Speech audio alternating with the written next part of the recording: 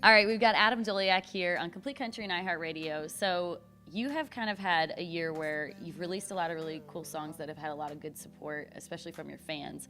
But we haven't gotten to see you in Canada yet, or you haven't come to play many shows. Right. What is something that our Canadian fans need to know about Adam Doleac? Well, first of all, I would say to my Canadian fans, because I get messages all the time on Instagram or the website or whatever it would be, like, when are you coming to Canada? When will you be there? And so they should know that it's not because of me not wanting to be there. I have not had the opportunity to get up there, unfortunately. But one thing I would tell them is that they can't fully be a fan of me until they've seen the live show. That is my favorite way to introduce music and to make fans, is the live show. Yeah. So, just hang in there, and I'm going to get there. And I think as soon it kind of as I can. shows in your social media, the post that you do with the covers, or you do an acoustic version of your Right. song.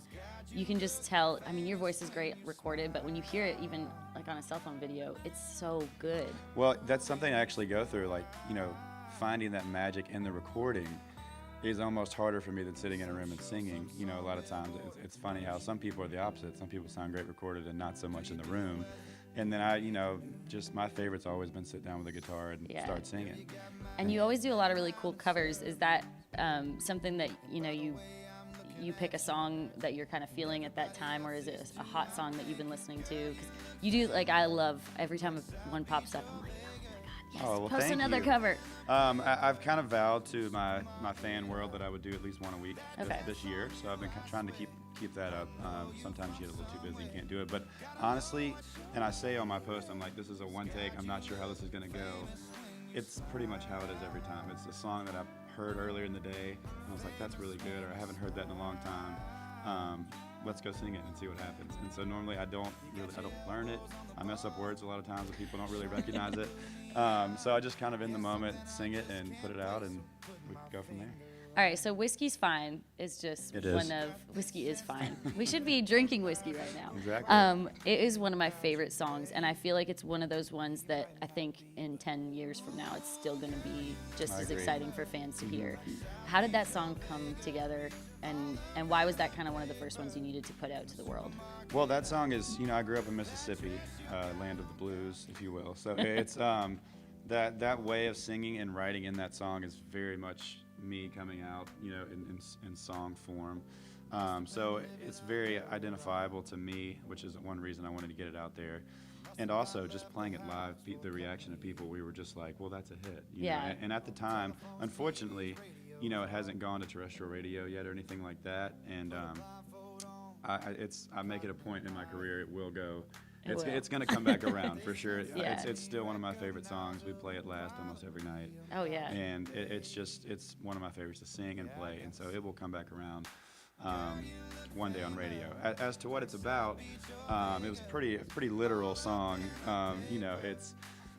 There was a woman in my life at the time. Okay. And Usually a lot of our songs are inspired by that. yes, exactly. And I try to write very real in very real time. So it's the night before she had this thing. She would always, some people text you up. Yep. She didn't say you up. She would say you hungry. Okay. And it was be at 11, 12 at night, and I'm just like, not really, but I want to see you. So, so Starving. Yeah, I'm starving. Yeah. So we would always end up at Waffle House. Okay. And then, she was this girl that was, I know I shouldn't, but I wanna. Okay. And so that was one of the nights. I got one of those. Yeah, of course, we all do. And that was one of the nights that, I didn't listen to the shoulder saying you shouldn't do this, and I listened to the I want to do this. And, you basically choose a good time that night and worry about it tomorrow. And then I wrote the song the next morning. And I think that's why it's so relatable when fans listen to it, because it did come from a personal experience of your own, but I think everybody has that in their life that they can. And it came from a personal experience that was literally 6 hours before I wrote the song. So That's it's pretty pretty cool. fresh on the mind, yeah. Is that something you try to always make sure that the songs that you're putting out are ones you've written on or that are really true to you? Because I think that some people will record a song just, it's the best one they've heard. Right. But No, a lot of people I want have to be a part of it. it. I have to mean it for Yeah. sure. But it doesn't have to be true in that moment. It can be true. And I tell people I write songs about feelings and moments and not people. Right. Because if you write them about people, then something could go wrong and you'll end up hating the song forever. I just kind of try to write them about that moment in time. And so, that song can mean a lot of things. The day I wrote it, it meant that. but Right. it can change. It can change as we go on. I write breakup songs about songs that aren't even about girls Yeah. sometimes. Yeah. It's an emotion that inspires it. But I do have to mean it, and you can tell it. I'm not a trained singer per se. I just sing what feels good. Yeah. So if I don't mean it, a lot of times you can tell. No, you don't really like that song. I'm not a trained singer either, and I wish I sounded like you when people hear me, but it's not happening. But yeah, we hope to see you soon. Thank you so much. Adam Doleac on iHeartRadio and Complete Country. Thank you. Famous when you smile.